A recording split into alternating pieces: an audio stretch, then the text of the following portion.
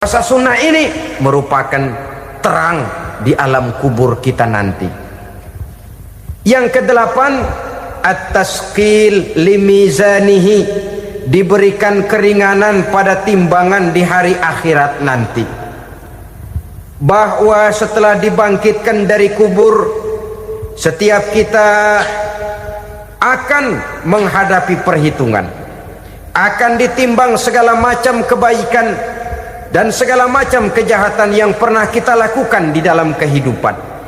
Orang yang melaksanakan ibadah puasa sunnah, at-tasqilu limizanihi, diberikan keringanan timbangan hari akhiratnya nanti. Yang kesembilan, an-najah minal bala, diberikan keselamatan dari segala macam bencana. Dan yang ke-10, as-su'ud ala darajatihi, diberikan ketinggian, naik derajatnya, derajat di dunia, lebih-lebih lagi derajat di akhirat nanti. Assalamualaikum warahmatullahi wabarakatuh. Alhamdulillahi rabbil alamin, wa bihi nasta'inu ala umuri dunya waddin. Salatu wassalamu ala ashrafil anbiya wal mursalin, Sayyidina wa maulana Muhammadin wa ala alihi wa sahbihi ajma'in, amma ba'du. Pada pertemuan kali ini secara khusus kita akan membicarakan tentang puasa ini. Kita akan mulai dari yang pertama, puasa sunnah. Sebagaimana yang kita maklum, sunnah adalah satu perbuatan yang apabila kita kerjakan berpahala, tapi apabila kita tinggalkan tidak merupakan dosa. Hanya saja ia merupakan barometer dan ukuran daripada orang-orang yang cinta kepada sunnah itu sendiri. Ada banyak jenis puasa sunnah ini. Yang pertama, puasa sunnah di bulan Muharram. Rasulullah sallallahu alaihi wasallam bersabda, afdalus siyami ba'da Ramadan syahrullahil Muharram, wa afdalus salati ba'dal faridah salatul lail. Diriwayatkan oleh Muslim dari Abi Hurairah. Puasa yang paling utama sesudah puasa Ramadan tidak lain adalah puasa di bulan Muharram. Dan solat yang paling afdol sesudah solat yang wajib adalah solat pada sepertiga malam yang akhir. Puasa di bulan Muharram merupakan puasa sunnah dan mempunyai nilai yang sangat besar dalam pandangan Allah Subhanahu wa ta'ala. Buat mereka yang mampu melaksanakan puasa sunnah di bulan Muharram ini, boleh melaksanakannya selama 10 hari. Hari yang pertama, boleh juga 3 hari saja, atau setidak-tidaknya 1 hari daripada bulan Muharram. Yang kedua, puasa 10 hari daripada bulan Zulhijjah. Karena bulan Zulhijjah ini memang termasuk bulan yang dimuliakan oleh Allah Subhanahu wa ta'ala. Pertama, di sana ada hari Tarwiyah, ada hari Arafah, ada hari kurban, ada talbiyah, ada pelaksanaan haji dengan segala manasiknya. Maka puasa sunnah di bulan Zulhijjah merupakan amalan yang sangat utama dan besar pahalanya dalam pandangan Allah Azza wa Jalla. Sebagian ulama menjelaskan, man shoma hazihil ayyam akramahullahu bi asyri asya'in. Siapa orang yang melaksanakan ibadah puasa sunnah pada hari-hari 10 di bulan Zulhijjah ini, Allah Subhanahu wa ta'ala akan memuliakannya dengan 10 macam perkara. Saudara, ini keuntungannya. Yang pertama, orang yang puasa di hari-hari 10 bulan Zulhijjah diberikan al-barakah fi umrihi, diberikan keberkahan pada umurnya. Setiap kita ingin memperoleh umur yang berkah. Umur yang berkah itu yang bagaimana? Apa yang jumlahnya panjang? Mungkin. Tetapi yang jelas umur yang berkah ini adalah umur yang bisa dipertanggungjawabkan di hadapan Allah Subhanahu wa taala. Artinya umur yang diisi penuh dengan kebajikan, umur yang diisi dengan segala macam kegiatan ibadah, dan umur yang dengan demikian sungguh pun kita sudah mati, jasad terkubur dalam tanah, nama kita akan tetap hidup, dikenal orang oleh karena kebajikan yang kita kerjakan. Saya kira akan lebih merupakan azab ketimbang nikmat kalau orang diberikan umur panjang tapi hanya untuk menumpuk-numpuk dosa saja. Kan lebih baik mana? Umur pendek banyak pahala, umur panjang banyak dosa. Lebih baik mana?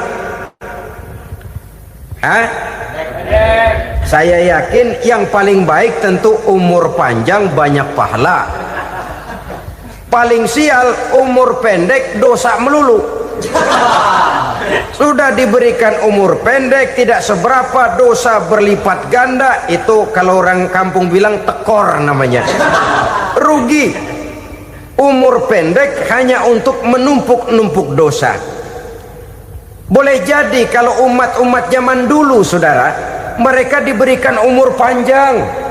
Nabi Adam, kita tahu Nabi Adam itu 2000 tahun umurnya. Nabi Nuh 950 tahun. Umatnya ya rata-rata segitu itu. Nah, kalau mereka misalnya punya umur 800 tahun, lalu 200 tahun mereka melakukan dosa, kan masih punya restan 600 tahun untuk taubat. Karena umurnya diberikan jatah panjang. Kita ini oleh Allah Subhanahu wa taala, umat Nabi Muhammad ini umurnya pendek-pendek. Kalau nyontoh Nabi 63 tahun saja. Kalau diberikan 70 tahun umur kita sekarang, itu sudah dapat jatah lebih 7 tahun. Alhamdulillah bahwa Allah memberikan saat-saat, waktu-waktu, tempat-tempat yang punya nilai istimewa, sehingga umur yang pendek ini bisa bernilai panjang, nilai ibadahnya bisa bernilai pahala seperti umat yang berumur panjang dahulu itu. Karena itu manfaatkan umur dengan baik, dan salah satu keberkahan daripada umur akan datang dengan melaksanakan ibadah puasa sunnah. Ini yang pertama.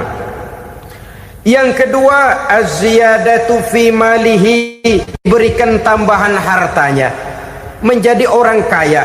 Kaya apa? Kaya hati setidak-tidaknya. Karena dengan tekun dan rajin melaksanakan ibadah puasa, yang segera tertanam dalam jiwa seseorang merasakan cukup di dalam kehidupan. Itulah dia orang yang paling kaya, orang yang hidupnya paling cukup. Kalau orang sudah merasa cukup dalam hidupnya, maka itulah dia orang yang kaya. Saudara-saudara kaum muslimin rahimakumullah, puasa sunnah memberikan tambahan harta, usahanya berkembang, dengan demikian membawa keberkahan, hartanya makin bertambah, akan menunjang ibadahnya kepada Allah, lebih memantapkan dan membawa ketenangan dalam hidupnya. Itu termasuk berkahnya melaksanakan puasa sunnah itu. Yang ketiga, al-hifzu fi iyalihi, diberikan penjagaan, perlindungan terhadap keluarganya, anaknya sehat, sanak famili dan handai tolannya terjaga dan terpelihara dari segala malapetaka, dari segala mara bahaya, kesehatannya terjamin dan terpelihara. Itu sudah merupakan modal yang sangat besar di dalam kita mengarungi kehidupan. Sebab rasanya sulit untuk bahagia, duit kita banyak sekali, usaha kita selalu mendatangkan untung yang berlipat ganda. Tapi sebentar-sebentar anak kita sakit, yang ampek, yang korengan, yang kena musibah, ndak tak karu-karuan sakit, berobat sampai jutaan rupiah. Itu kan sudah tidak membawa kebahagiaan. Uang masuk yang begitu banyak jumlahnya habis akhirnya untuk berobat saja. Sebenarnya hitung-hitung ya seri-seri juga. Usaha berhasil, duit banyak, habis untuk berobat. Lah sama juga saudara-saudara. Jadi dengan demikian biar duit kita banyak, asal keluarga pada sehat saja, udah enak bener itu. Duit banyak, ekonomi cukup, keluarga sehat, nikmat rasanya menjalani kehidupan ini. Yang kiamat sudah duit kagak barang seperak, keluarga ampek semua. Kiamat sudah. Saudara hadirin yang saya hormati, jadi yang ketiga, Allah memberikan pemeliharaan terhadap keluarganya. Satu kali orang dipelihara Allah, tidak satu kekuatan pun yang bisa mencelakakan. Satu kali orang disengsarakan Allah, tidak satu tenaga pun yang mampu menyelamatkannya. Itulah sebabnya perlindungan Allah, pemeliharaan Allah terhadap diri dan keluarga sangat kita perlukan di dalam kehidupan ini. Dengan melaksanakan ibadah puasa, kita mendekatkan diri kepada Allah. Dengan dekat kepada Allah, maka Allah pun dekat kepada kita. Sehingga dalam hadis qudsi dikatakan, ta'arraf ilallahi firraha ya'rifka fi syiddah. Ingatlah kepada Allah di waktu kamu senang, agar Allah ingat kepada kamu di waktu kamu susah. Yang kita laksanakan kadang-kadang sebaliknya. Waktu susah kita ingat Allah, waktu senang kita lupa Allah.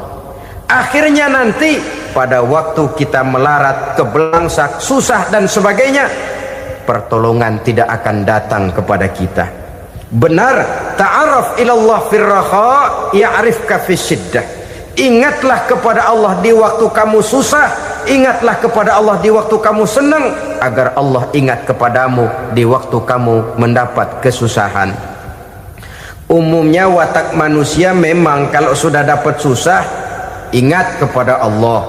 Waktu duduk, waktu berbaring, sambil tidur, dalam segala keadaan Allah disebutnya, Allah dimintakan pertolongannya. Tapi dikala dia berada pada posisi di atas angin, merasa senang, bahagia, Allah terlupakan. Saudara-saudara kaum muslimin, itu yang ketiga. Yang keempat, at-takfiru li sayyiatihi. Orang yang melaksanakan puasa sunnah itu diampuni segala dosa dan kesalahan yang telah dilakukannya. Dan yang kelima, at-tad'ifu li hasanatihi, diberikan balasan yang berlipat ganda dari segala kebaikan yang dikerjakannya. Satu berbalas 7, 7 bisa berbalas 10, 10 masih berbalas 100, masih ditambah dengan wallahu yudha'ifu liman yasha. Allah melipat gandakan pahala orang-orang yang dikehendakinya. Maka carilah satu kebaikan yang apabila kita kerjakan, dosa akan dihapus dan nilai pahalanya menjadi berlipat ganda. Satu kali kita bekerja, 2-3 pulau bisa kita raih dan kita jangkau.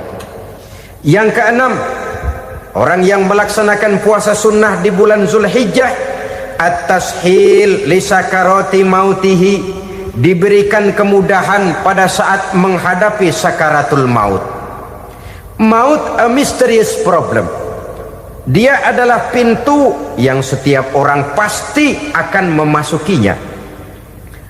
Bahwa mati adalah mati, itu semua kita tahu. Tapi hakikat orang pada saat menghadapi mati itu kan berbeda-beda. Ada yang matinya itu gampang sekali, persis orang tidur saja, tidak nampak gelisah, tidak bikin susah yang hidup, tidak gelimpangan di tempat tidur, persis seperti orang mau tidur saja. Ada yang sulit sekali menghadapi sakaratul maut, gelimpangan di tempat tidur, bikin bingung orang yang nunggu. Kadang-kadang seperti kerbau digorok lehernya.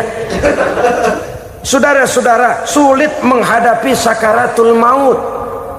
Oleh karena itu Rasulullah sallallahu alaihi wasallam sering beliau itu kalau berdoa membaca Allahumma hawin alayya fi sakaratil maut, ya Allah, mudahkan saya di dalam menghadapi sakaratul maut.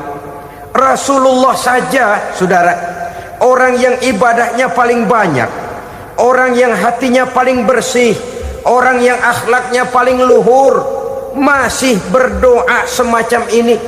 Mohon dimudahkan oleh Allah agar mudah menghadapi sakaratul maut. Apalagi kita, terus terang kita ini paling-paling kelas muhtalid, bangsa ama pahala mau ama dosa doyan.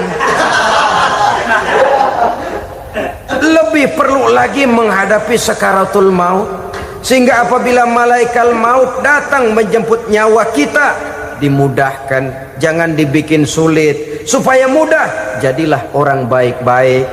Biasanya kalau banyak yang mati, malaikat maut juga kali main-mainin dulu tuh orang, kutak-katik, ditakut-takutin dan segala macam. Saudara hadirin yang saya hormati, maka menghadapi sakaratul maut ini merupakan kunci. Apakah seseorang bisa husnul khatimah atau bisa su'ul khatimah? Salah satu jalan untuk memudahkan diri menghadapi sakaratul maut, melaksanakan puasa sunnah di bulan Zulhijjah ini.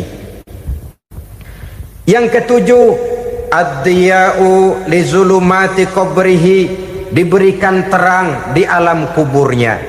Kubur, saudara tahu, saudara tentu sering lihat orang dimasukkan ke liang lahat, ditutup dengan papan, dinding ari kata kita di kampung, lalu diuruk lagi dengan tanah.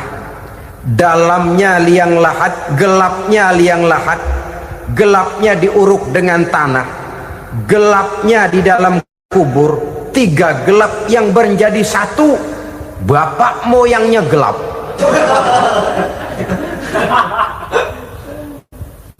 Puasa sunnah ini merupakan terang di alam kubur kita nanti.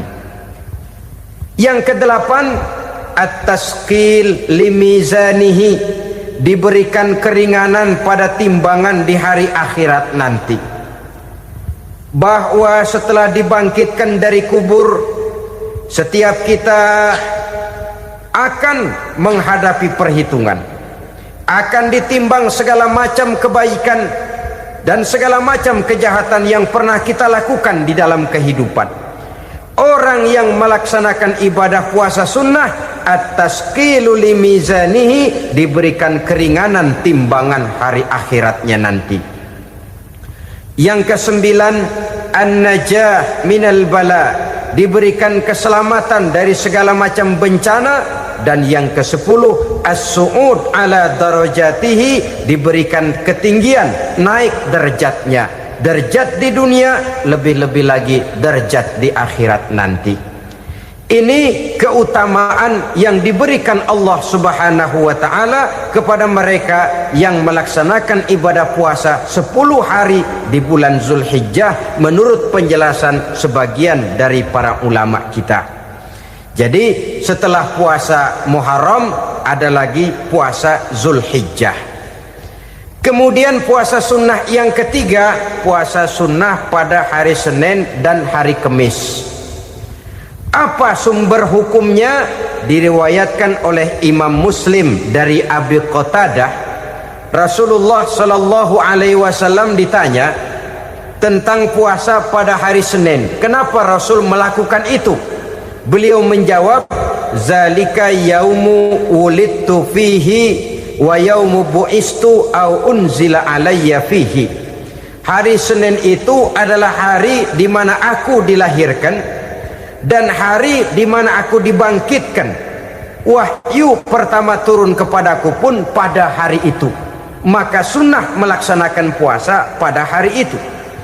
Adapun hari Kamis, ada hadis yang diriwayatkan oleh Imam Turmuzi dari Abi Hurairah, Nabi bersabda, tu'radul a'malu yaumul isnaini wal khamisi fa uhibbu ay yu'rada amali wa ana sha'im.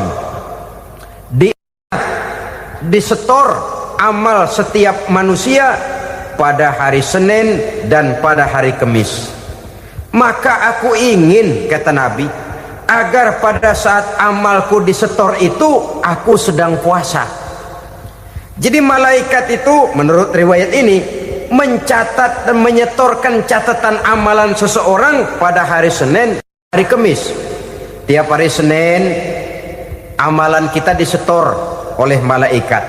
Catatan terakhir tentu yang sedang kita kerjakan, sehingga yang masuk daftar, saya tinggalkan orang ini, dia sedang puasa, karena naik catatan amalnya pada hari Senin. Kamis diangkat lagi, catatan paling akhir, saya tinggalkan orang ini, dia sedang puasa. Itu makna fa uhibbu ayyurada amali wa ana shaim. Aku senang kalau pada saat amalku disetor, catatan paling akhir aku lagi puasa. Satu keistimewaan. Alangkah celaka tiap amalan disetor kita sedang berbuat jahat. Senin, Kemis, teler, mabok, judi. Tiap amalan disetor, catatan akhirnya saya tinggalkan si fulan lagi teler. Laporan Senin. Kemis laporan lagi, saya tinggalkan si fulan lagi mirit kartu. Saudara hadirin yang saya muliakan, alangkah jeleknya catatan kita. Oleh karena itu sunnah puasa pada hari Senin dan hari Kamis. Ini amalan sunnah, saudara-saudara. Dan oleh karena ini amalan sunnah, sebagian ulama memberikan penjelasan, walaupun lupa niat, kalau sudah malam itu lupa niat, boleh niatnya sudah siang puasa sunnah ini, dengan catatan dari pagi belum makan apa-apa. Malam saudara lupa, tahu-tahu ingat ini hari Senin, dah jam 10, niatlah jam 10 itu, sah puasanya asal dari pagi belum makan apa-apa. Tapi kalau sudah dapat 2 piring baru niat jam 10, itu lain, ngojek namanya.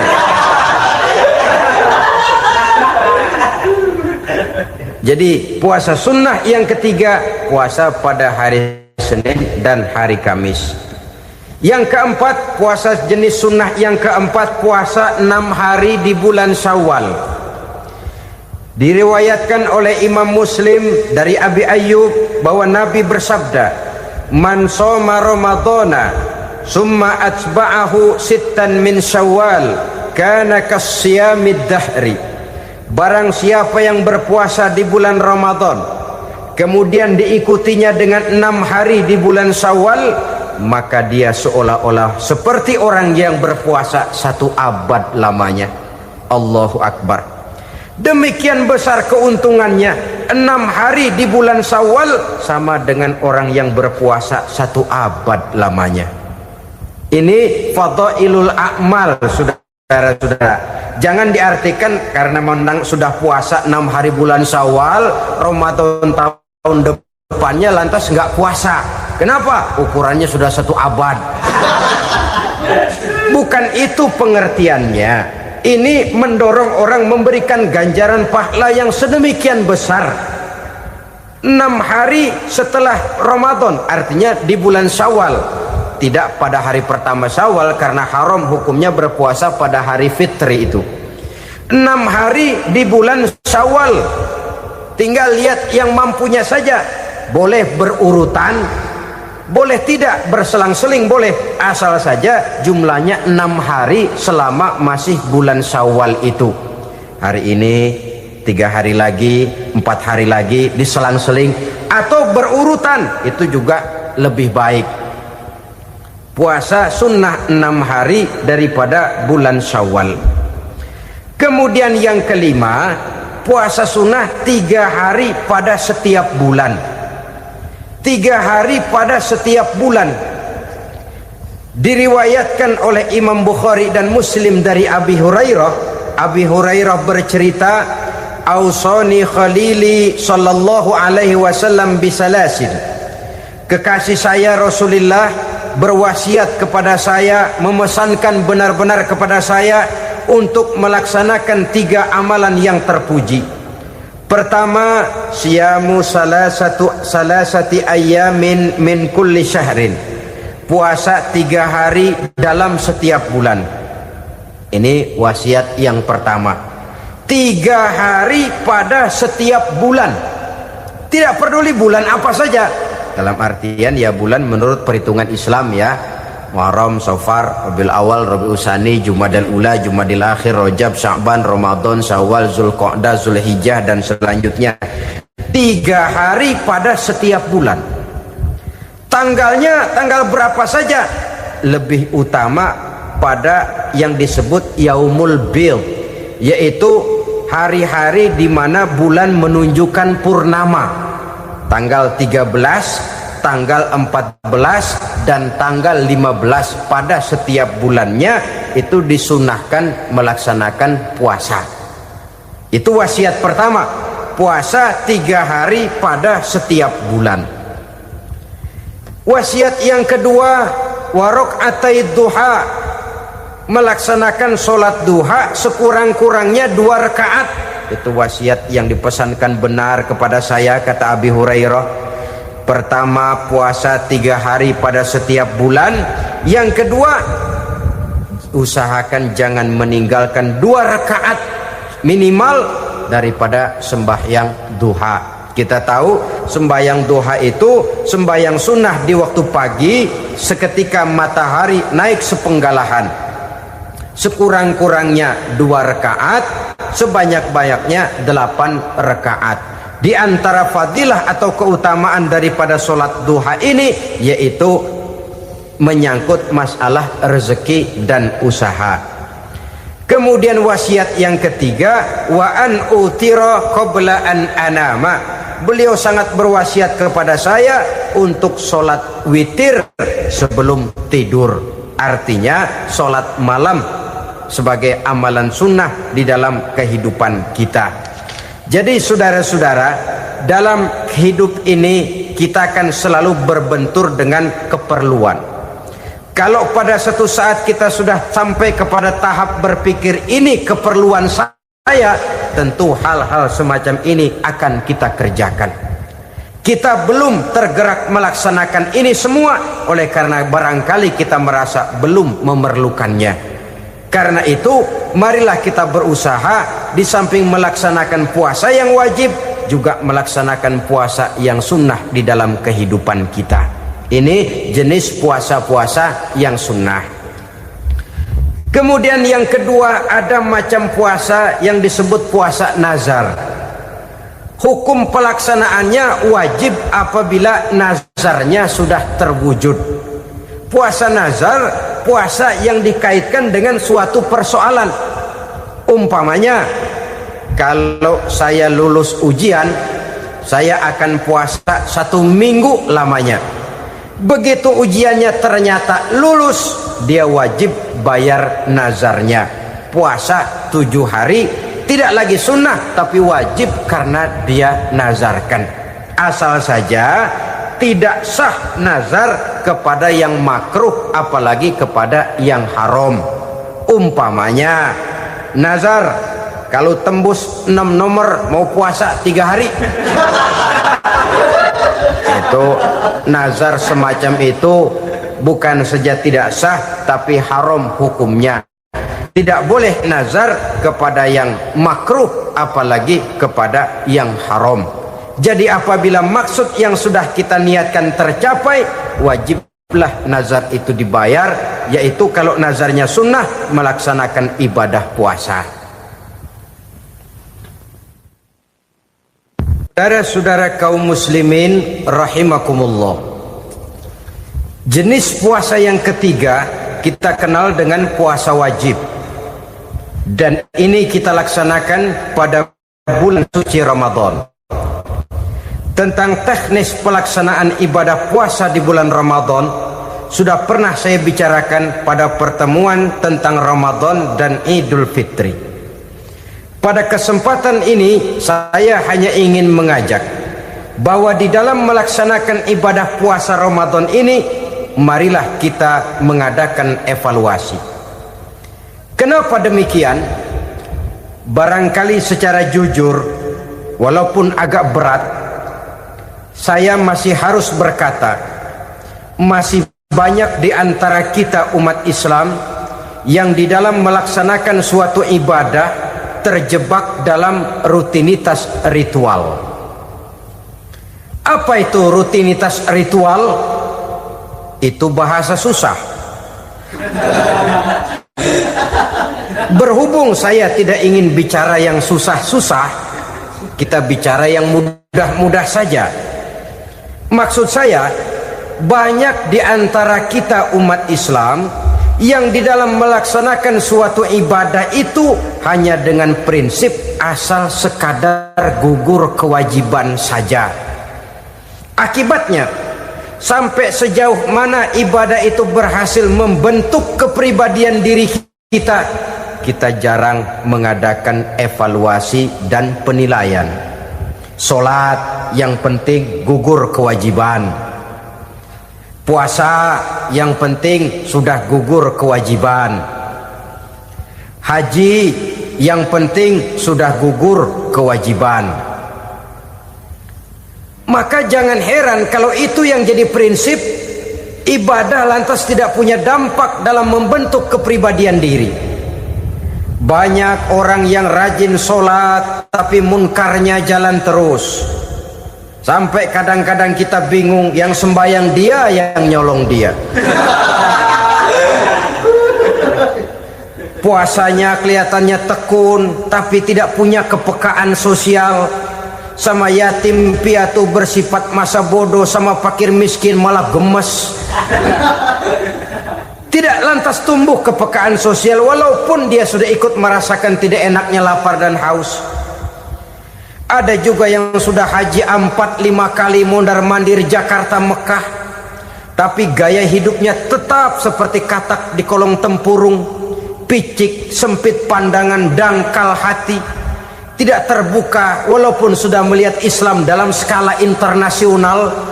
Yang dia lihat, yang dia saksikan, yang dia pandang tidak sanggup menggugah dan menggubah jiwanya, tidak bisa mewarnai pandangan hidupnya. Inilah akibatnya kalau ibadah hanya dikerjakan dengan prinsip asal sekadar gugur kewajiban. Hasilnya yaitu tadi, hajinya cuma menang topi putih sama serban. Sholatnya cuma prinsip asal gugur kewajiban. Begitu juga puasanya, begitu juga zakatnya dan ibadah-ibadah lainnya. Bukan tanpa satu maksud. Jikalau Allah Subhanahu wa ta'ala memerintahkan kita melaksanakan ibadah puasa di bulan suci Ramadan, bahkan maksud itu sangat pada penghujung ayat yang memerintahkan kita puasa. Ya ayyuhallazina amanu kutiba alaikumus syiyam kama kutiba alal ladzina min qablikum la'allakum tattaqun. Orang yang beriman diwajibkan atas kamu berpuasa, telah diwajibkan juga kepada orang-orang yang sebelum kamu, la'allakum tattaqun, agar kamu dengan puasa itu menjadi manusia yang bertakwa kepada Allah Subhanahu wa ta'ala. Dengan kata lain, berhasil atau tidak puasa Ramadan kita ini akan nampak takwa kita meningkat atau tidak setelah kita melaksanakan ibadah puasa. Sehingga kalau orang mengatakan Ramadan itu merupakan month of training, bulan latihan, keluar latihan tentu harus semakin naik dan baik gaya kehidupan kita. Jadi tujuan utama daripada pelaksanaan ibadah puasa adalah untuk membentuk manusia yang bertakwa. Nah, takwa itu kata Imam Qushairi hurufnya ada 4. Ta, qaf, wawu, ya. Masing-masing huruf ini simbol dari pribadi orang yang bertakwa, bina dan dibentuk oleh pelaksanaan puasanya. Mari kita lihat. Huruf ta adalah lambang dari sifat tawadhu, rendah hati. Orang yang bertakwa, orang yang tidak mempunyai sifat sombong. Puasa menanamkan kita kesadaran terhadap kelemahan, terhadap keterbatasan, terhadap segala ketidakmampuan yang kita miliki. Ya Allah, baru sehari nggak kena makan, nggak kena minum, sudah begini lemesnya. Puasa memang, kalau pagi orang masih sehat, masih terdorong oleh sahur, siang masih lumayan, tapi zuhur ke atas biasanya mulai sikap lemah manusiawi, keterbatasan kekuatan biologis itu mulai nampak. Dari sini tanam satu kesadaran, kalau begitu apa yang mau disembuhkan di hadapan Allah? Kaya, siapa sih orang paling kaya? Ilmu, siapa sih orang paling pintar? Pangkat, siapa sih orang paling tinggi jabatannya?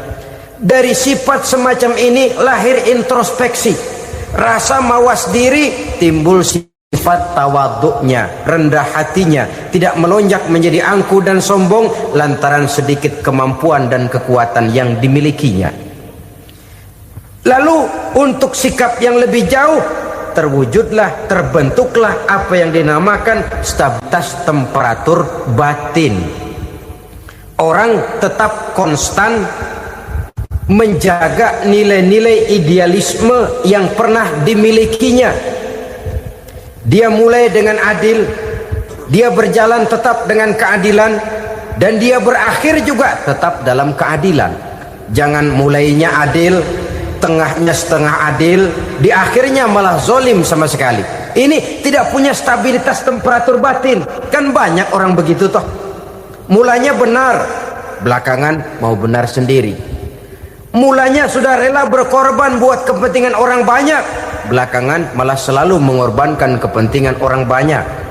Waktu di bawah rajin baca ayat kursi, dapat kursi lupa ayat. Stabilitas temperatur batin, tertipu oleh perasaan seolah-olah situasi dan kondisi sudah serba memungkinkan, sudah serba menguntungkan. Orang yang dibentuk pribadinya oleh pelaksanaan ibadah puasa, dia sadar apapun keberhasilannya, apapun kedudukannya, apapun nilai kekayaannya, itu cuma sebagian kecil sekali dari apa yang ada pada zat Allah Subhanahu wa ta'ala. Hati tidak takabur, sesuai dengan namanya takabur dari kalimat takabbaro ya takabbaru, membesar-besarkan diri. Orang yang suka membesar-besarkan diri, orang yang tidak yakin bahwa dirinya orang besar, lalu dibesar-besarkan dirinya. Sebenarnya itu sudah satu sikap di mana dia tidak percaya kepada diri sendiri. Dirinya sebenarnya bukan apa-apa, cuma ingin dianggap besar, lalu dibesar-besarkan. Takabbur namanya. Puasa sekali lagi melatih kita menanamkan kesadaran akan kelemahan dan keterbatasan kita sebagai makhluk. Itu sikap tawadu. Fir'aun, saudara tahu Fir'aun, lama-lama dia jadi raja, lupa diri dan lupa daratan, melonjak menjadi angku dan sombong sampai kepada puncak kekurang ajarannya, memproklamirkan dirinya menjadi Tuhan. Hitler juga begitu. Pendeknya, orang manakala tidak ada kesadaran tentang dari mana segalanya berasal dan kemana segalanya akan kembali, dia mudah out of control. Kalau sudah out of control, maka dia akan melakukan perbuatan yang melampaui batas. Itu yang pertama. Jadi orang takwa, orang yang rendah hati, salah satu tujuan daripada pelaksanaan ibadah puasa menanamkan sikap rendah hati. Dari sikap rendah hati ini yang timbul lalu apa? Kepekaan sosial. Kalau saya puasa, saya sudah merasakan bagaimana tidak enaknya lapar. Saya sudah merasakan bagaimana tidak enaknya haus.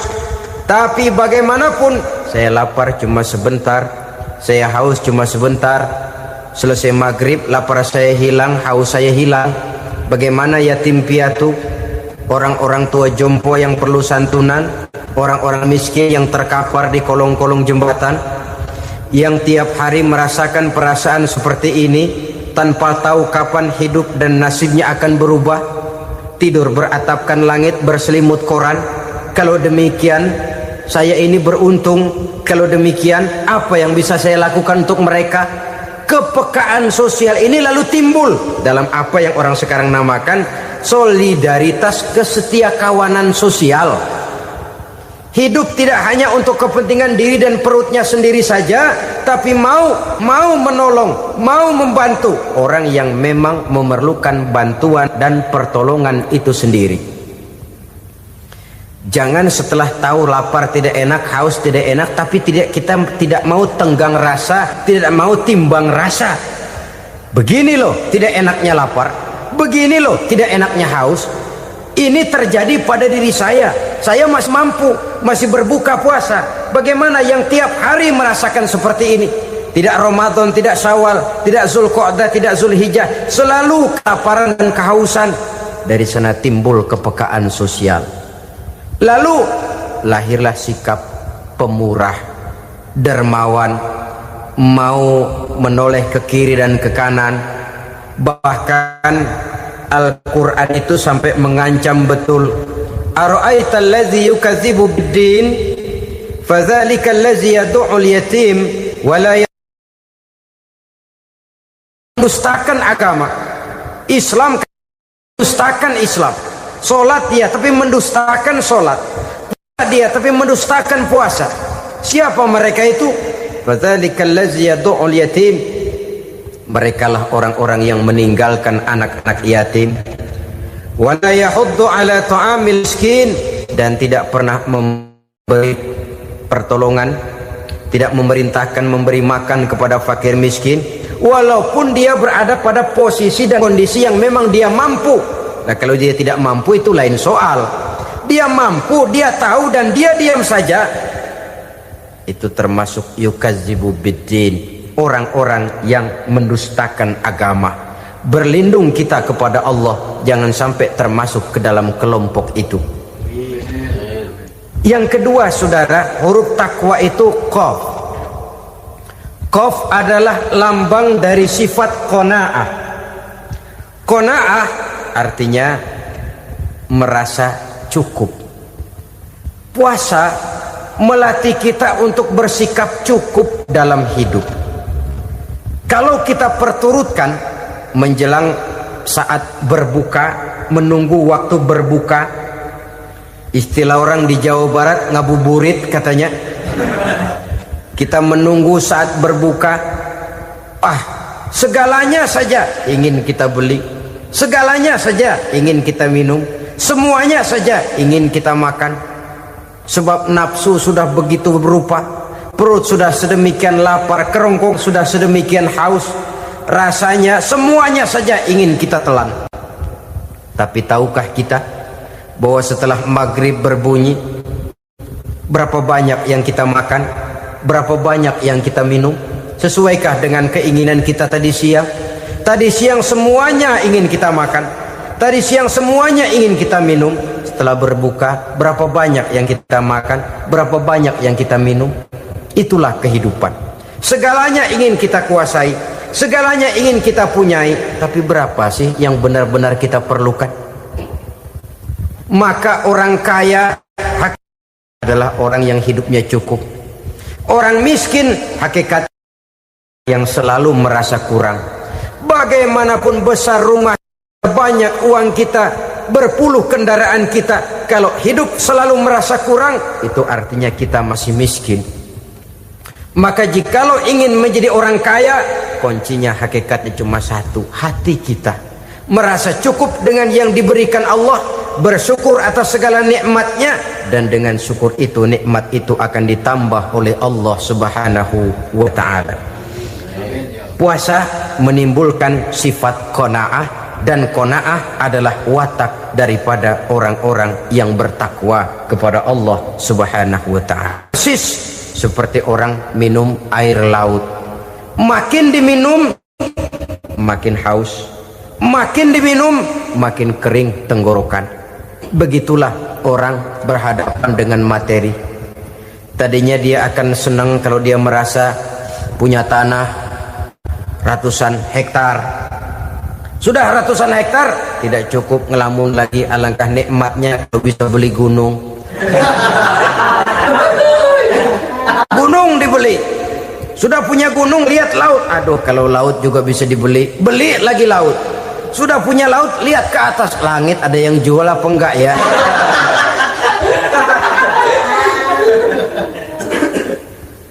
seperti orang berhadapan dengan air laut yang makin diminum makin membuat kita haus dan makin kering tenggorokan ini. Maka itu harus dihentikan. Sikap untuk menghentikan itu tidak lain adalah dengan sifat qanaah itu tadi, merasa cukup dengan apa yang diberikan Allah, mensyukuri nikmatnya. Itu yang kedua.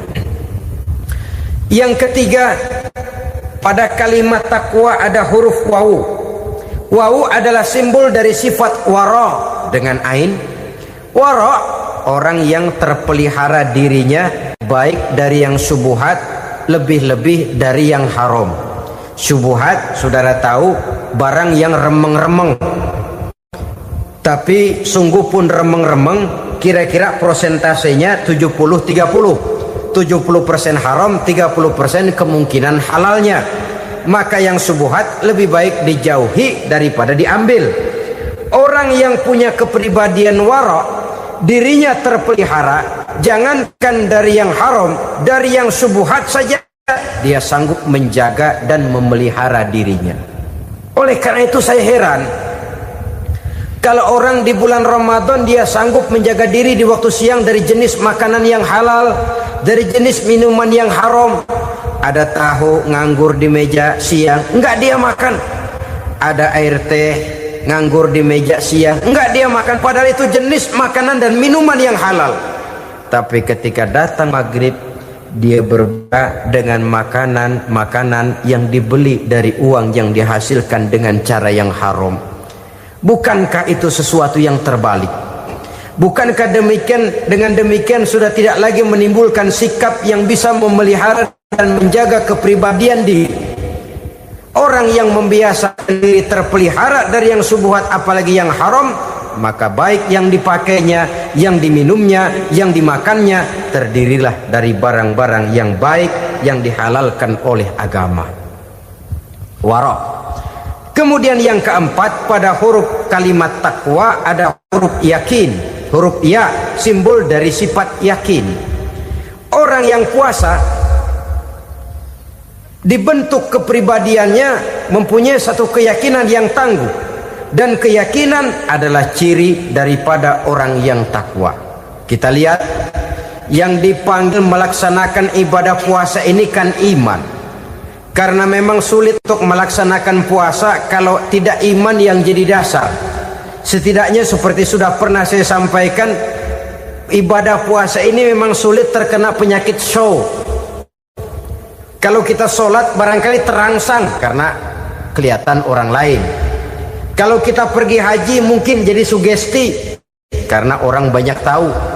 Kalau kita bayar kita jadi terangsang karena banyak orang lihat.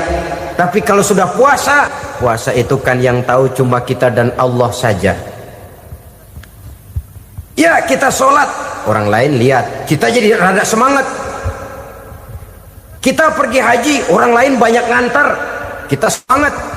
Kita bayar zakat, orang lain banyak saksikan, kita bersemangat. Tapi kita puasa, siapa yang mau nyaksiin kita puasa? Siapa yang mau memuji kita puasa?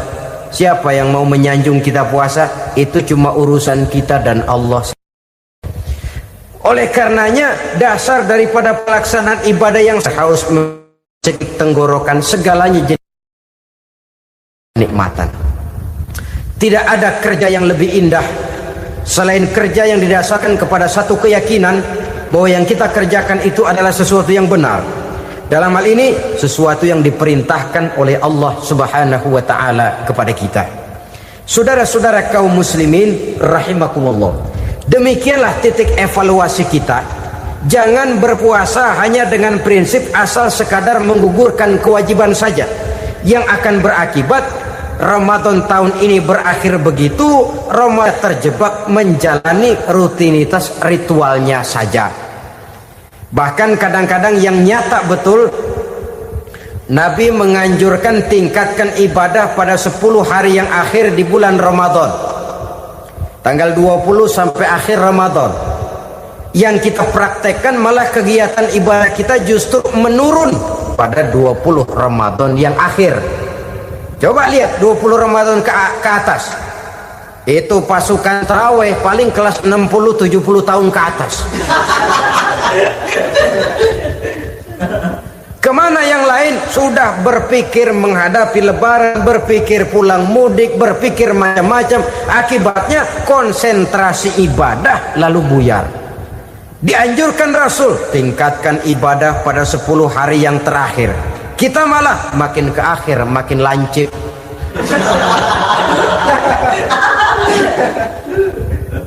Saudara-saudara kaum muslimin rahimakumullah, kita terjebak oleh sesuatu yang sementara, oleh sesuatu yang bersifat kulit, lalu meninggalkan isinya.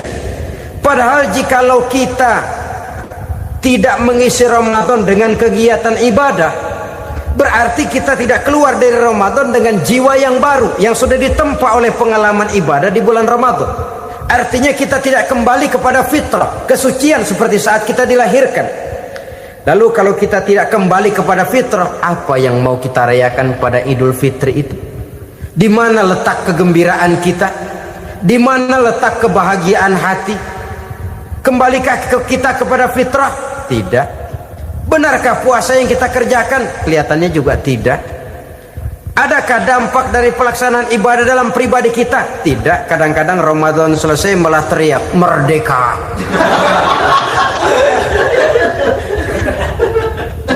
Kalau tadinya Ramadan dia merasa terhalang, mau keluar siang, mau makan siang, bulan puasa, mau minum siang, bulan puasa, mau gandengan, bulan puasa. Ramadan selesai, kibarin bendera, teriak merdeka. Lalu kembali merajalela. Saudara-saudara, dampaknya tidak akan kelihatan. Padahal puasa yang baik, la'allakum tattaqun, membentuk manusia yang bertakwa kepada Allah Azza wa Jalla. Nah, sekarang apa kemudahan dan keistimewaan yang akan diberikan Allah kepada mereka yang sampai kepada tingkat takwa ini? Al-Quran menjelaskan, pertama, may yattaqillaha yaj'al lahu makhraja. Barang siapa yang bertakwa kepada Allah Subhanahu wa taala, maka dia akan diberikan makhraja. Makhraja itu jalan keluar dari segala macam kesulitan. Jalan keluarnya ada saja. Menurut ukuran kemampuan dia tidak mungkin, mustahil, tidak bisa, mana mungkin. Tapi pada waktunya ada saja jalan keluarnya. Termasuk jenis yang yaj'al lahu makhraja. Orang yang bertakwa kepada Allah selalu diberikan jalan keluar dari segala kesulitan yang dihadapinya. Siapa sih orangnya yang tidak pernah sulit dalam hidup ini? Siapa orang yang tidak pernah mengalami kesulitan? Tapi kadang orang menilai, itu kelihatannya hidupnya enak aja ya, kayaknya gak pernah mengalami kesulitan. Sebenarnya bukan tidak pernah mengalami kesulitan, Allah selalu memberikan jalan keluar dari segala kesulitan yang dihadapinya. Lah kalau Allah yang memberikan jalan keluar, tentu sangat mudah sekali. Orang yang bertakwa diberikan jalan keluar dari segala macam kesulitan. Satu. Yang kedua, wa yarzuqhu min haitsu la yahtasib. Dia akan diberikan rezeki oleh Allah dengan jalan yang tidak disangka-sangka. Rezekinya datang dengan cara yang tidak disangka-sangka. Gajinya mungkin kecil, tapi penghasilannya gede. Kan itu yang penting. Gaji dan penghasilan kan lain tuh. Boleh jadi gaji kecil, asal penghasilan gede, kan nikmat hidup itu. Nah, penghasilan ini ada yang bisa kita perkirakan. Bisa kita perkirakan. Misalnya gaji itu tadi. Kalau saya kerja, gaji saya begini. Ada rezeki yang masuk min haitsu la yahtasib. Tidak kita sangka-sangka, tidak kita duga-duga, tahu-tahu ada saja rezeki. Datang orang bawa persoalan yang mendatangkan hasil. Sebab rezeki, jodoh, maut memang seperti bayangan. Kita uber-uber dia lari, kita diem dia diem. Kan gemesin itu. Bayang-bayang itu begitu. Kita kejar, dia lari. Rezeki juga begitu. Kita diam, dia diam. Setengah mati yang namanya rezeki kita cari, kita uber. ngobek sampai ratusan bohong kita kerjain.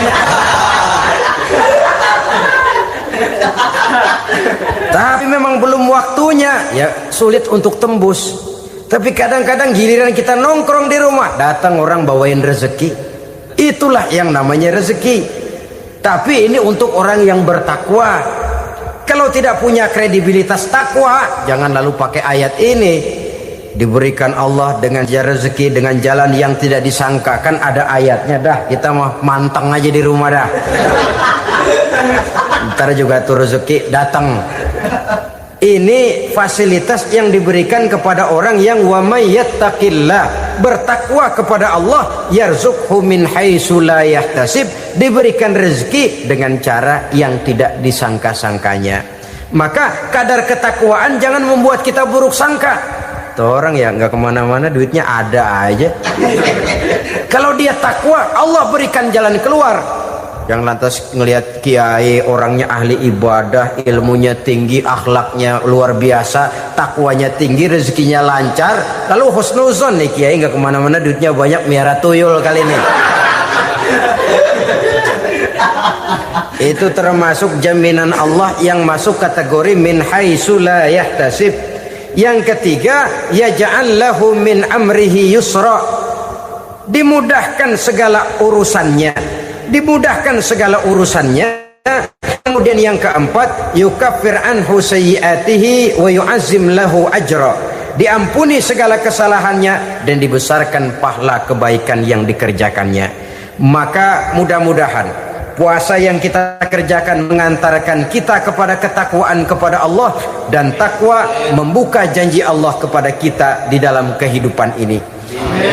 Inilah saya percaya kepada sesuatu yang saya mengerti, sesuatu yang boleh dipelajari sejak TK sampai perguruan tinggi, sejak anak-anak sampai kakek nenek. Saya bukan percaya kepada sesuatu yang saya tidak mengerti tapi yang harus saya percaya. Saya justru percaya kepada sesuatu yang memang saya mengerti. Saudara-saudara, demikianlah bahwa Tuhan dalam Islam adalah Tuhan yang terbuka, rasional, boleh dipelajari sejak kakek-kakek sampai anak-anak, sejak TK sampai kepada perguruan tinggi. Lalu yang kedua, masih menurut kata dia, saya adalah pengagum Amerika, dia bilang. Sebagai penegak hak-hak asasi manusia, sebagai pahlawan demokrasi yang pagi-pagi sudah mencanangkan di dalam dia punya Declaration of Independence bahwa semua manusia dilahirkan sama, all men are created equal. Saya kagum dengan itu. Sampai pada satu saat, menurut cerita dia, saya berada di New York, saya mau masuk sebuah restoran, saya tertegun ketika saya akan masuk. Di pintu restoran itu tertulis white only, white only, hanya melayani kulit putih. Artinya sing kulite ireng minggir. Saya gelo, saya nelongso, bahasa Inggrisnya. Katanya all men are created equal, semua manusia dilahirkan sama. Lah ini kok tegel-tegele, kok sampai hati bikin tulisan hanya melayani kulit putih. Sampai saya melihat dalam Islam ini betapa si kulit putih dan si kulit hitam duduk saling berdampingan. Masjid menjadi simbol semangat kebersamaan mereka. Siapapun masuk masjid, buka sepatu. Di sana mereka menghadap ke arah yang sama, menyembah Allah Tuhan yang sama, mengikuti cara Rasul yang sama, melakukan gerak yang sama, membaca bacaan yang sama, dengan bahasa yang sama. Persaudaraan seperti inilah yang lama saya dambakan. Ini kenapa saya memilih Islam. Saudara-saudara kaum muslimin, saya ingin menggunakan cerita ini sebagai pengantar bahwa salah satu misi Islam memang membebaskan manusia dari ras diskriminasi. Nabi menyatakan, innallaha la yanzuru ila suwarikum wa amwalikum, walakin yanzuru ila qulubikum wa a'malikum. Sungguh Allah tidak melihat tampangmu, Allah tidak melihat potonganmu, Allah juga tidak melihat hartamu. Yang Allah lihat adalah hati dan amal perbuatanmu. Islam membebaskan manusia dari ras diskriminasi. Dari manapun orang datang, apapun warna kulitnya, dari suku apapun ia dilahirkan, akidah mengikatnya dalam satu persaudaraan yang mesra, persaudaraan Islam. Nilai manusia dengan demikian bergantung kepada ketakwaannya. Takwa, seperti kita tahu, adalah bahasa Quran yang sudah menjadi bahasa kita. Sedemikian sering kalimat ini dipakai, sampai-sampai ia mengalami pergeseran dari arti yang sebenarnya. Takwa, sejauh yang kita baca dari peninggalan para ulama kita, mempunyai konotasi imtithalul awamir wajtinabun nawahi, melaksanakan seluruh yang diperintah Allah dan meninggalkan semua yang dilarangnya. Apa perbedaan prinsipnya? Kalau melaksanakan perintah itu sesuai dengan kemampuan, tapi menjauhi larangan itu mutlak. Enak kalau ada ayat jauhilah larangan Allah semampu kamu, enak. Yang semampu kita itu melaksanakan perintah, tapi kalau sudah meninggalkan larangan mutlak, jauhi, tinggalkan. Disitulah nilai ketakwaan seseorang. Ini kan enggak, karena takwa digunakan oleh semua orang, akhirnya artinya bergeser. Semua ngomong takwa. Pejabat kalau dilantik bertakwa, bertakwa, bertakwa, sampai membleh bertakwa. Setelah pelantikan mata takwa ngalor, dia ngidul. Harus dikembalikan kepada pengertian asalnya. Takwa itu adalah komitmen seseorang kepada perintah Allah dan komitmen meninggalkan yang dilarangnya sesuai dengan kemampuan. Di situ nilai manusia dalam pandangan Allah. Yang tadi Nabi katakan, Allah nggak lihat potongan kita, Allah nggak lihat harta kita. Yang Allah lihat adalah hati dan amal perbuatan, dan itulah takwa itu. Maha benar Allah dengan firman-Nya yang menyatakan, inna akramakum indallahi atqakum. Yang paling mulia di antara kamu dalam pandangan Allah adalah orang yang paling bertakwa kepadanya. Sering sekali sekarang ini kalimat agama digunakan untuk maksud yang tidak sama dengan maksud agama. Ya contoh kalimat takwa ini. Atau misalnya kita baca iklan, telah berpulang ke rahmatullah dengan tenang. Kalau dengan tenangnya sih boleh dah, mana ada orang mati kelojotan. Tenang. Tapi ke rahmatullah. Rahmatullah itu kan artinya kasih sayang Allah. Kasih sayang Allah itu kan surga. Kalau bajingan mati, enggak ke rahmatullah pulangnya. Kalau mau jujur mestinya telah pulang ke neraka. Kalau mau jujur, kalau mau pakai bahasa netral sopan, telah berpulang. Begitu sajalah. Pulang kemana? Ya sesuai dengan amalan dia. Tapi kita kadang salah kaprah menggunakan kalimat rahmatullah untuk yang tidak baik. Termasuk di dalamnya penggunaan kalimat takwa ini. Padahal disinilah nilai manusia dalam pandangan Allah. Kalau manusia dinilai dari potongannya, oh bintang film nomor 1 masuk surga. Kalau manusia dinilai dari hartanya, konglomerat nomor 1, kita mau belakangan, buncit banget gitu. Allah maha benar. Yang paling mulia di antara kamu dalam pandangan Allah, yang paling bertakwa kepadanya. Nah, apa sih sifat-sifat orang takwa itu? Ini yang akan kita bicarakan pada pertemuan kali ini. Berangkat dari surah Al-Baqarah ayat 3 sampai dengan ayat 5. Kita akan melihat 5 tanda orang-orang takwa itu. Apa dia? Pertama, alladzina yu'minuna bil ghaib. Orang yang bertakwa adalah orang yang beriman kepada hal-hal yang gaib. Kita tahu bahwa yang ada ini kan cuma 2 saja pada hakikatnya. Pertama Allah, dan yang kedua alam. Allah adalah apa yang selain alam. Yang selain alam itu ya Allah namanya. Allah itu bukan alam, dan alam bukannya Allah. Allah disebut Khalik, alam disebut makhluk. Kemudian alam ini kan ada 2 macam. Ada alam nyata, ada alam gaib. Ada alam syahadah, ada alam gaib. Alam nyata kita sebut dengan alam fisika, dan alam gaib kita namakan dengan alam metafisika. Termasuk dalam alam gaib ini kita wajib beriman. Akhirat, alam gaib, kita percaya akhirat itu ada. Alam kubur, alam gaib, kita yakini keberadaannya. Malaikat, alam gaib. Jin, alam gaib. Setan, genderuwo, memedi, kuntilanak, tuyul. Kita percaya kepada iblis, percaya bahwa iblis itu ada. Kita percaya kepada malaikat, percaya bahwa malaikat itu ada. Dan kepercayaan ini sudah nature. Kalau kita lihat dalam dunia animisme, Orang dahulu menyembah pohon sebenarnya kan karena dia percaya bahwa pohon punya kekuatan. Kekuatan itu yang disembah untuk mengharap manfaatnya atau terhindar dari bahaya yang bisa ditimbulkannya. Orang menyembah api karena percaya di balik api itu ada kekuatan. Orang menyembah lautan begitu, orang menyembah gunung begitu. Nah, Islam mengarahkan ini kepada hal-hal yang lebih konkret. Percaya kepada alam gaib. Bahwa di balik alam nyata ini ada alam yang tidak nyata.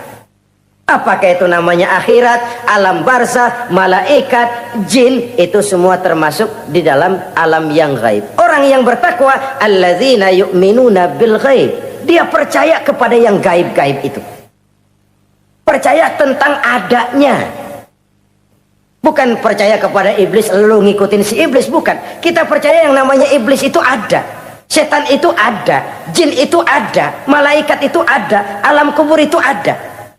Sebagai makhluk yang diciptakan oleh Allah dan Allah sebagai khalik. Baik alam syahadat, baik alam gaib, penciptanya tetap Allah Subhanahu wa ta'ala. Allah menciptakan siang, Allah ciptakan malam, Allah ciptakan yang baik, Allah ciptakan yang tidak baik. Apa perlunya? Ada manfaatnya untuk keseimbangan dalam alam ini. Manusia kan diberikan kebebasan bahwa segala sesuatu sudah ditentukan Allah memang, tapi kan tidak diberitahukan ke kita. Alam naj'al lahu 'ainaini wa lisana wa syafatain. Bukankah kami berikan kamu dua mata, dua telinga, lidah? Bukankah kami berikan kamu kemampuan untuk berpikir? Kami berikan tunjukkan dua jalan yang baik, yang tidak baik. Kira-kira, manusia, ini jalan kebaikan, akhirnya akan sampai ke surga. Ini jalan kejahatan, akhirnya akan sampai ke neraka. Silakan kamu memilih. Agar kamu tidak salah pilih, kami berikan otak. Kami turunkan Rasul, kami turunkan wahyu, kami turunkan agama. Kalau sudah sedemikian komplitnya, masih salah pilih juga, emang dasar rezeki bonyok. Dikasih otak, diturunkan Nabi dan Rasul, diturunkan wahyu, ditunjukkan jalan kebenaran. Malahan kata Imam Mustafa Al-Maraghi, Allah memberikan petunjuk kepada kita itu bertahap. Pertama diberikan yang namanya hidayatul ilham, insting. Insting ini tingkatan dasar yang sangat diperlukan oleh manusia. Kita bisa lapar, kita bisa sedih, kita bisa gembira, kita bisa nangis, kita bisa ketawa. Nggak ada yang ngajarin. Belum pernah saya melihat ada kursus ketawa, belum pernah. Belum pernah ada akademi pertangisan, nggak ada. Itu insting yang kita bawa sejak lahir. Dan anehnya ketawa tiap orang nggak sama, nangis tiap orang nggak sama. Itu insting. Bayangin kalau gitu itu nggak ada, kita nggak bisa sedih, nggak bisa gembira, kita nggak bisa ketawa, nggak bisa nangis. Polos hidup ini, kayak boneka. Nggak ada insting. Nah, ini juga diberikan kepada binatang. Binatang kan cuma instingnya insting rendah. Binatang marah bisa marah, tapi perasaan mulia binatang nggak punya. Kepengen dipuji kan kagak ada binatang. Dia cuma punya perasaan-perasaan rendah. Marah, pengen tahu kebo kita sodok, marah dia. Perasaan rendah, lapar binatang punya, kenyang binatang punya, tapi perasaan tinggi binatang nggak punya.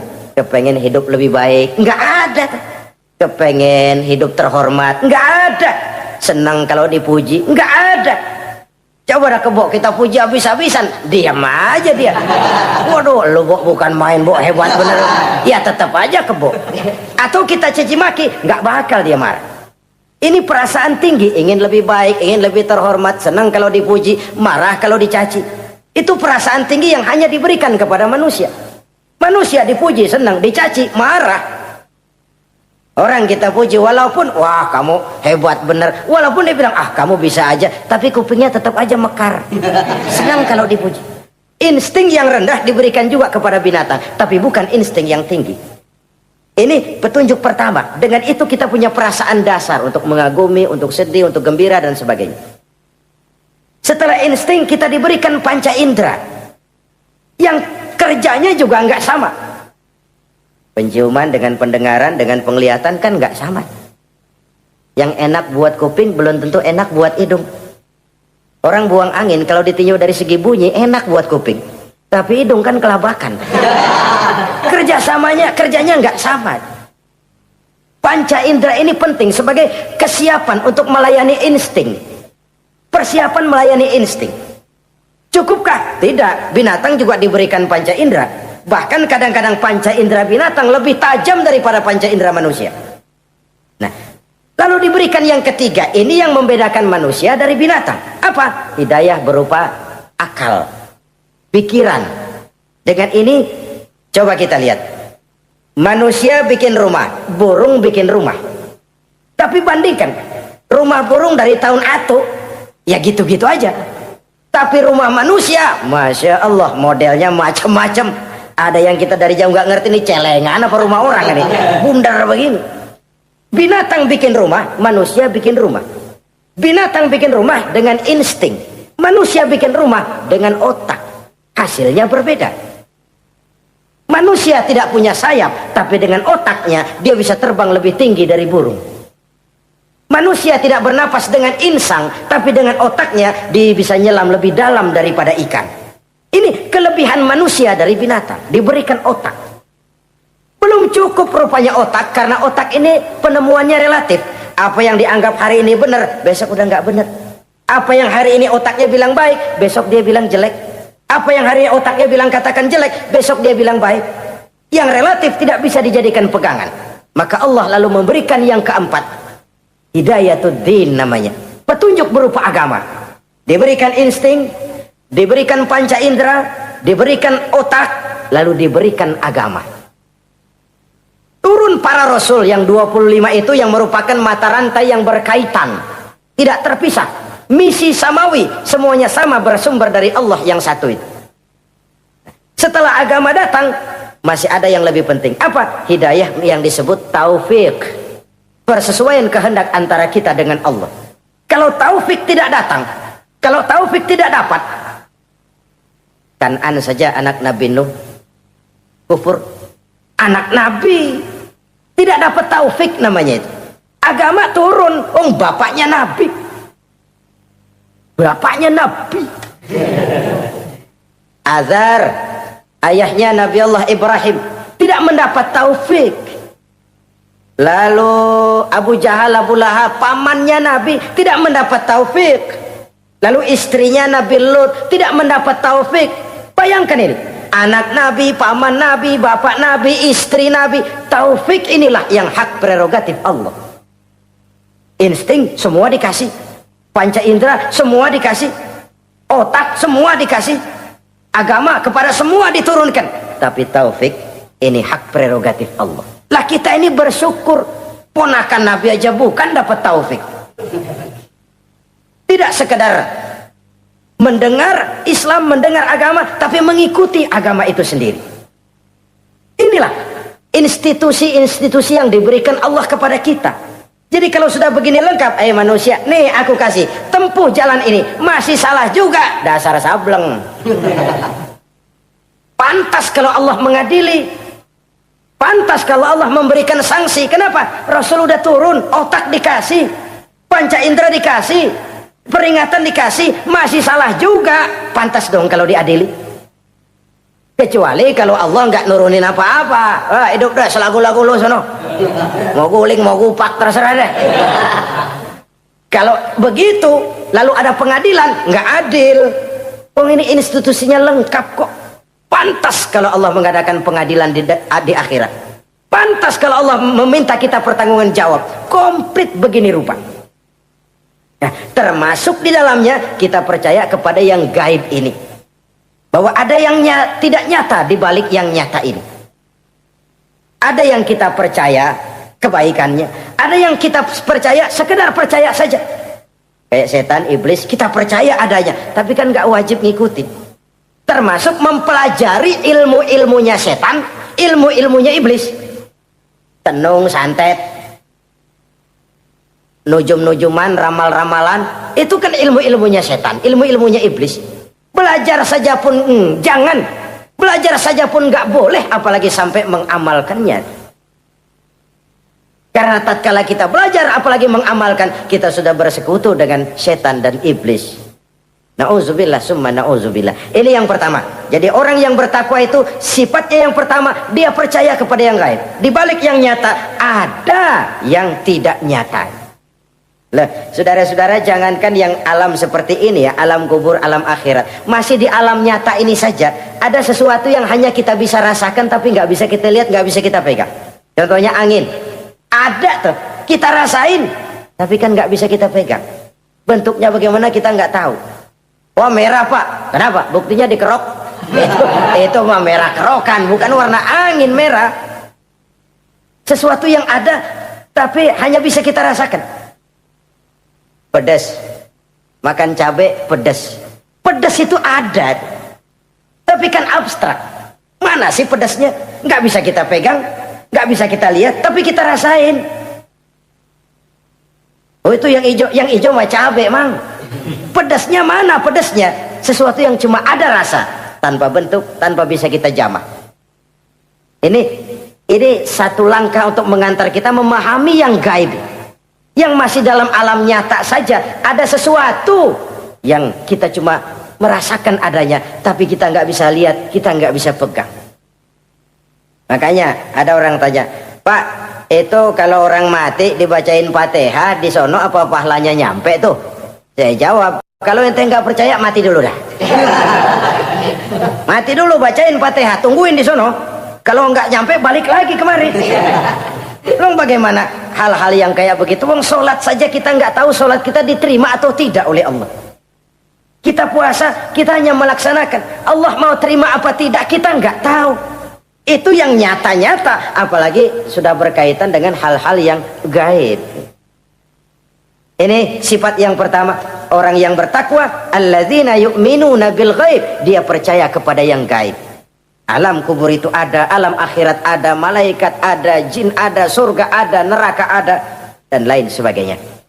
Satu. Yang kedua, orang yang bertakwa itu wa yuqimunas shalah. Setelah percaya kepada yang gaib, mereka juga mendirikan sholat. Nah, mari kita lihat ayatnya. Selalu yang berkaitan dengan sholat itu kalimatnya yuqimunas sholat, mendirikan sholat, bukan mengerjakan. Gak ada ayat i'malis sholat, if'alis sholat, kerjakan sholat, gak ada. Selalu aqimis sholat, dirikan sholat. Kenapa? Kata para ulama, kalimat mendirikan ini mengandung makna istimrar, mengandung arti kontinuitas, ada kelanjutan. Mendirikan sholat artinya mengerjakan sholat dengan betul. Selesai sholat, ajaran sholat diterjemahkan dalam kehidupan. Itu artinya mendirikan sholat. Nah, kalau dilihat dari sisi ini, banyak di antara kita yang sudah mengerjakan sholat tapi belum mendirikan sholat. Sebab mendirikan istimrar, ada kesinambungan. Selesai sholat, ajaran sholat diterjemahkan di tengah-tengah kehidupan bermasyarakat. Sehingga sholatnya punya refleksi, sholatnya punya bias dalam membentuk kepribadian dirinya. Ini kadang-kadang rancu, yang sembahyang dia, yang nyolong dia, yang baca Quran dia, yang fitnah orang dia, yang sedekah dia, yang nyolong dia juga. Ansip bingung bagaimana mutusinnya. Kalau mendirikan sholat mengandung arti kesinambungan, selesai sholat, ajaran sholat diterjemahkan dalam kehidupan. Apa? Banyak tentunya. Misalnya sholat melahirkan sikap rendah hati, melahirkan keikhlasan, melahirkan sifat jujur, melahirkan sifat disiplin, dan lain sebagainya. Dan itu diterjemahkan dalam kehidupan. Kita lihat, ini anggota badan kita yang paling terhormat kan kepala. Kalau bercanda sama teman, dipegang tangan, kita masih senyum. Dipegang kaki kita masih senyum. Tapi kalau pala dikeplakin, jengkel bukan main. Kenapa? Al-Mukarram itu adanya di sini, otak, di kepala. Tapi kepala yang kita hormati ini, ketika sujud di hadapan Allah, sama rendahnya dengan telapak kaki kita.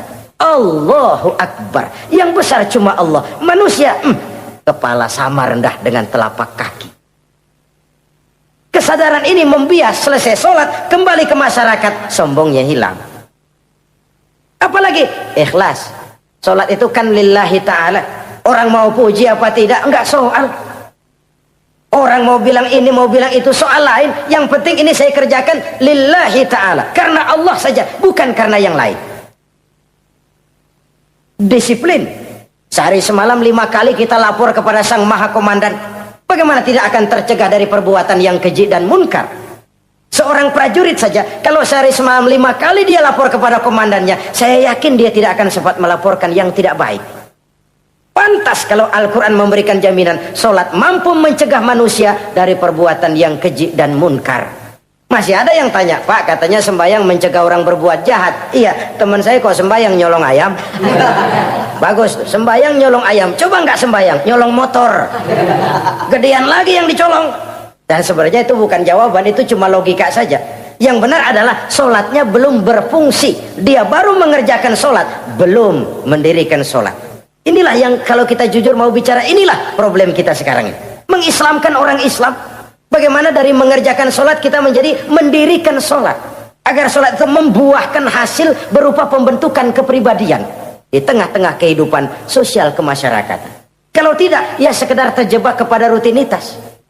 Pergi haji begitu, pulang haji bikin gila. Masuk Ramadan begitu, selesai Ramadan ya tetap begitu. Ibadah tidak memberikan bias dalam pembentukan pribadi. Itulah sebabnya digunakan kalimat yuqimunas sholat, mendirikan sholat, yang mengandung arti berkesinambungan. Selesai sholat, jiwa dan semangat, ajaran dan filsafat sholat diterjemahkannya dalam kehidupan sehari-hari. Saudara-saudara kaum muslimin rahimakumullah, sifat yang ketiga dari orang takwa adalah wa mimma razaqnahum yunfiqun. Mereka menginfakkan sebagian dari rezeki yang diberikan Allah kepada mereka. Rizki, menurut definisi yang diberikan para ulama kita, ar-rizku bimakna al-ata hissiyan kana au ma'nawiyan. Rizki adalah pemberian, baik yang abstrak maupun yang konkret. Selama ini kita sering mengartikan rizki hanya dalam bentuk uang, sehingga rizki kita dibatasi oleh pengertian kita sendiri. Padahal tidak cuma uang, ilmu adalah rizki. Jabatan dan kedudukan adalah rizki. Otoritas dan wibawa juga rizki. Anak, istri, suami juga rizki. Ketika ayat ini mengatakan wa mimma razaqnahum yunfiqun, mereka menginfakkan sebagian dari rizki. Yang dimaksud di sini adalah rizki yang konkret dalam bentuk materi, uang, benda dan lain sebagainya. Orang yang bertakwa sadar benar, dari Allah rezeki datang, ke jalan Allah rezeki dibelanjakan. Semakin kita rajin membelanjakan rezeki di jalan Allah, biasanya akan semakin mengalir rezeki dari Allah. Semakin bakhil kita, kadang-kadang rezeki juga malas deketin kita. Yang keempat, orang yang bertakwa itu alladzina yu'minuna bima unzila ilaika wa ma unzila min qablik. Mereka beriman, mereka percaya kepada apa yang diturunkan terhadap Muhammad, yaitu Al-Quran, wa ma unzila min qablika, dan apa yang telah diturunkan sebelum kamu, yaitu Taurat, Zabur dan Injil. Orang yang takwa percaya bahwa Allah dahulu telah menurunkan Taurat kepada Musa, Allah telah menurunkan Zabur kepada Nabi Daud, Allah telah menurunkan Injil kepada Nabi Isa. Percaya sekadar percaya, tidak wajib mengamalkan ajarannya. Kita percaya Taurat itu kitabnya Allah, Injil dahulu yang diturunkan kepada Nabi Isa kitab Allah, Zabur kitab Allah. Percaya sekadar percaya, bukan percaya kemudian mengamalkan, bukan. Karena dengan turunnya Al-Quran, maka seluruh kitab-kitab terdahulu sudah tercakup di dalam Al-Quran. Orang yang bertakwa percaya kepada apa yang diturunkan terhadap Nabi Muhammad. Apa itu? Al-Quranul Karim. Bagaimana kepercayaan kita kepada Al-Quran? Bahwa dia kitab suci yang isi dan redaksinya langsung dari Allah, yang kita membacanya beribadah, mengerti atau tidak mengerti artinya.